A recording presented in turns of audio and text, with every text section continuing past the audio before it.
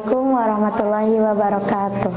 Alhamdulillahillazi an'amana bi nikmatil iman wal islam wa nusalli wa nusallimu alal khairil anam sayyidina Muhammadin wa ala alihi wa sahbihi ajmain, amma ba'du. Sahabat ENTV, marilah kita panjatkan puja-puji dan syukur kehadirat Allah Subhanahu wa taala yang telah memberikan kita nikmat hidup iman dan Islam.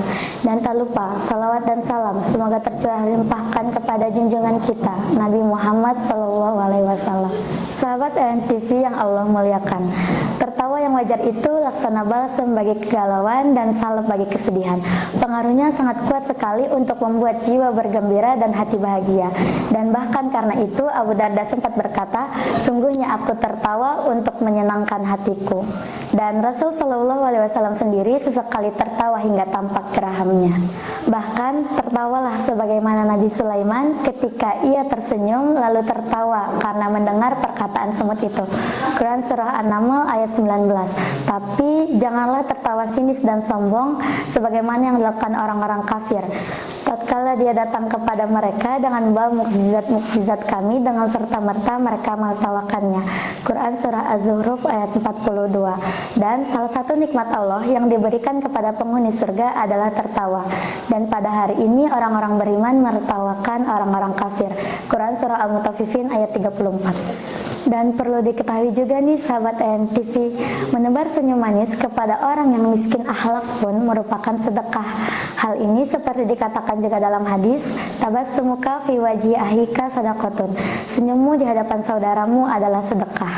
Bahkan orang Arab pun senang memuji orang yang murah senyum dan selalu tampak ceria. Menurut mereka, perangai yang demikian itu merupakan tanda kelapangan dada, kemurahan hati, kedermawanan sifat, dan ketanggapan pikiran. Akan tetapi, senyuman tak akan ada harganya apabila tak terbit dari hati yang tulus dan tabiat dasar seorang manusia. Oleh karena itu, ada jiwa-jiwa yang dapat membuat setiap hal terasa berat, dan ada pula jiwa-jiwa yang mampu membuat setiap hal menjadi sumber kebahagiaan. Suatu kisah, ada seorang wanita yang di rumahnya melihat segala sesuatu salah di matanya.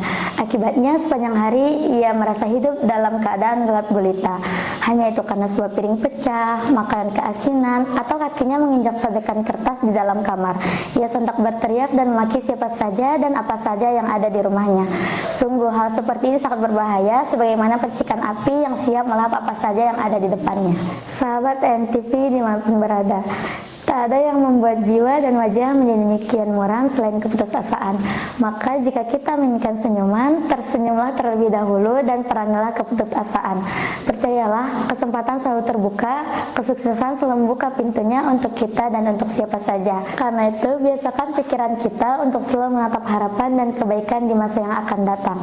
Karena setiap kali melihat kesulitan, jiwa seorang yang merasa senyum justru akan menikmati kesulitan itu dengan macu diri untuk mengalahkannya. Begitu ia melakukan satu kesulitan, melihatnya lalu tersenyum, menyiasatinya dengan tersenyum, dan berusaha mengalahkannya dengan tersenyum.